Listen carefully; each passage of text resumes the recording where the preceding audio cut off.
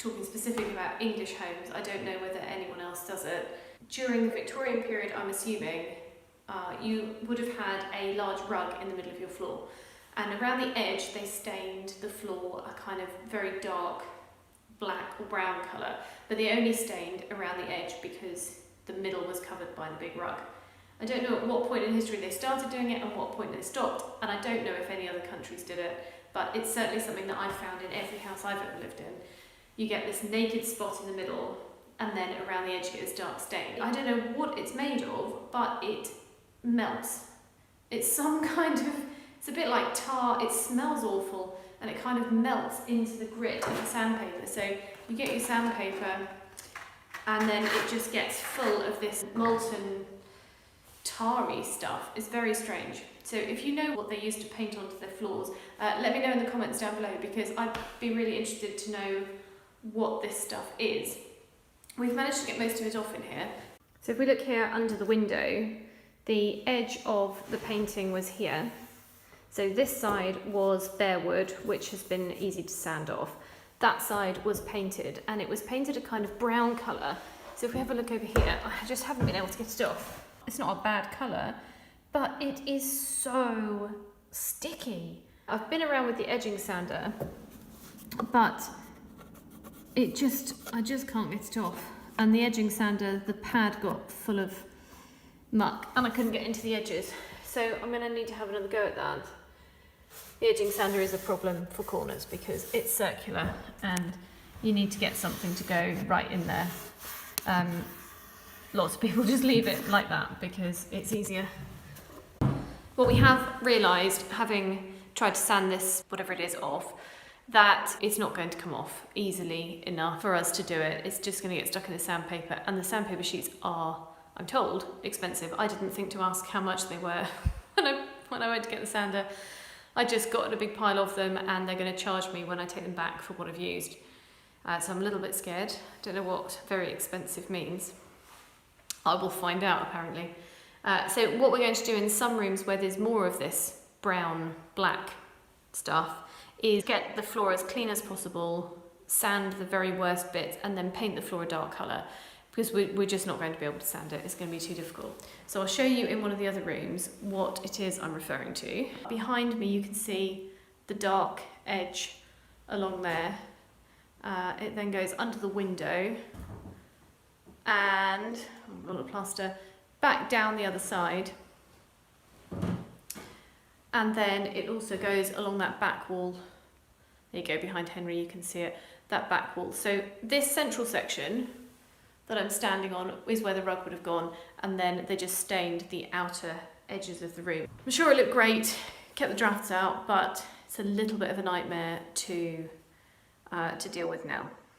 Never mind, no one was thinking about that when they painted it though, were they? Right, I'm now going to have a go at this dark coloured stain. So this room, we're in the living room downstairs, we had the naked wood on this section, and then this is the dark stained bit that was around the rug.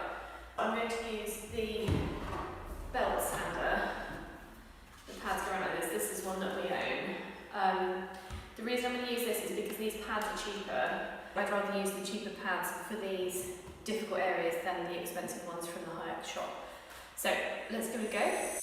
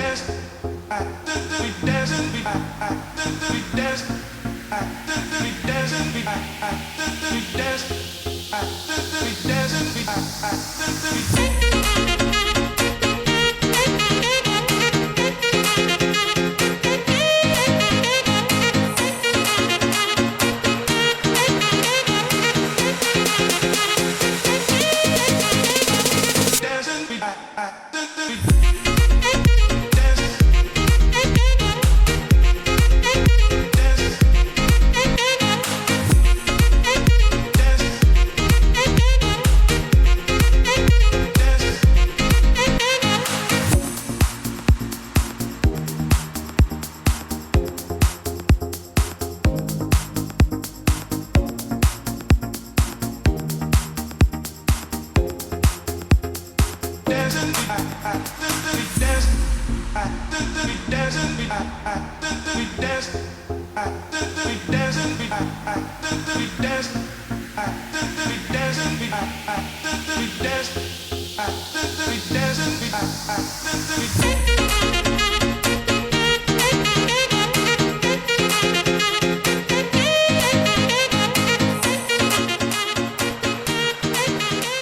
have finished sanding the floor in the living room. So I've been over it once with the 40 grit, 3 times with the 60 grit, and then once with 100 grit. And this is what we're left with. So I hoover in between sandings, and then now I have to wipe the floor with white spirit and a cloth. So I'm kneeling on the floor with a cloth and some white spirit. I hate the smell of white spirit.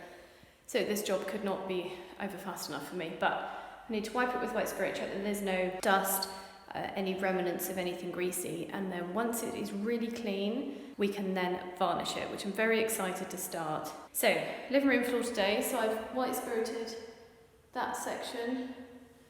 I've just got all of this section to do behind me, and then we can start varnishing. Need to get on with it.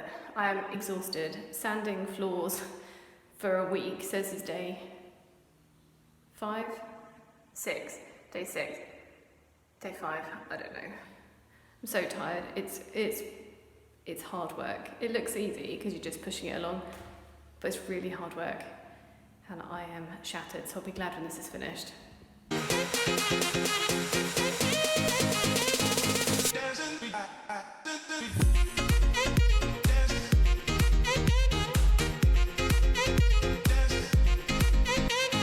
We have a finished floor.